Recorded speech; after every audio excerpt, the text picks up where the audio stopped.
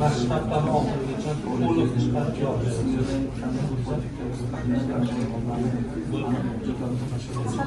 Başlattan oxirigacha. Vaqtga borib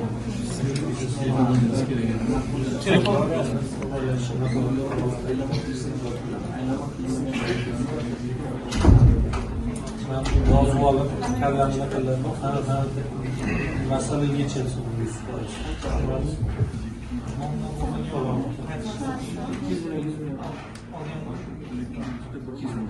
Ben sizga o'sha uchun 100 Qancha kerak sizga?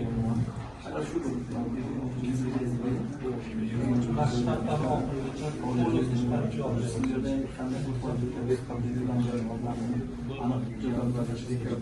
Mashhaddan oxirigacha. Vaqtga borib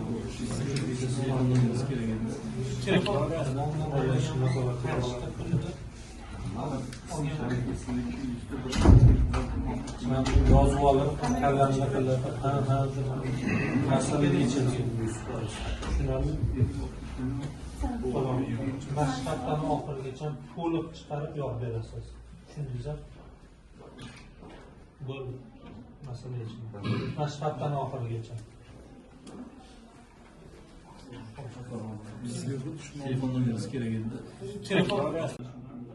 Shunga siz bir biznes rejangizni bir aniq qilib kelsangiz, yuridik manzillaringizni aniqlashtirib kelsangiz, ro'yxatdan o'tganmisiz? Qachon o'tkazasiz? O'sha amaliyotda ochganimda o'tganman. Yapıda qachon ochilgan? 2016. Shundan beri faoliyat yuritganman, deb yurtmagan. Faqat Samarqand ochganman, aylanma yo'qlayman. Faqat bozor savdoga chiqamiz, aylanma qilmagansiz. Demak, maqbulda savdo qilgansiz. Xo'p, endi bu yoqqa siz aylanma qilishingiz to'g'ri keladi. Aylanma qilinmaganiga uni kreditni miqdori kam bo'ladi.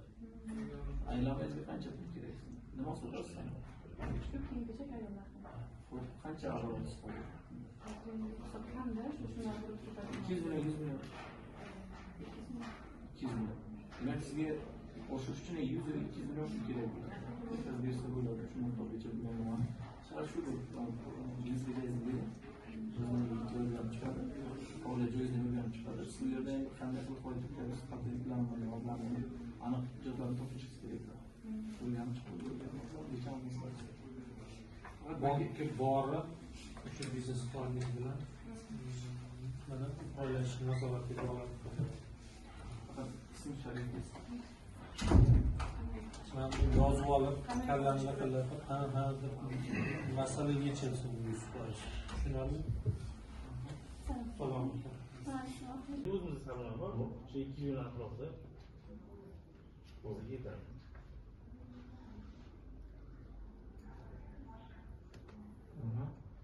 Demak, korxonani endi ochasiz shu yerda. Bankka hisobda qancha borib ochiladi? Endi ochadi. Yaxshi, menga telefon nomeringizni bering. 99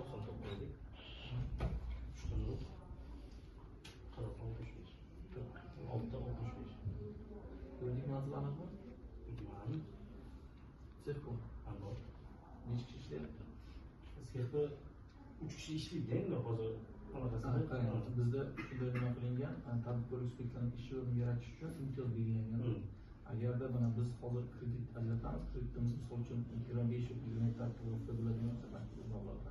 Ikkita ish o'rni yaratilganda 1% imtiyoz bo'ladi, ya'ni chegariladi. 5 dan ko'pga 2% chegariladi. Shu ish o'rnidan kelib chiqib, agarda siz haqiqatan ish o'rnini qancha pul qaytaradigan bo'lsangiz, biz shunday chegarib boramiz, sizga shuncha chiqib qoladi. Bundan tashqari u yerda kompensatsiya ham bor. Nimadan kompensatsiya ham so'rashimiz mumkin bo'ladi. Nima tadbirkorning transport jamg'armasidan u 18%dan yuqori sizga kompensatsiya berish imkoniyati ham bor. Uni bir ko'rib chiqamiz, shu uchun siz bir menga aniq proyektni nimasini balandlik Hop, rahmat.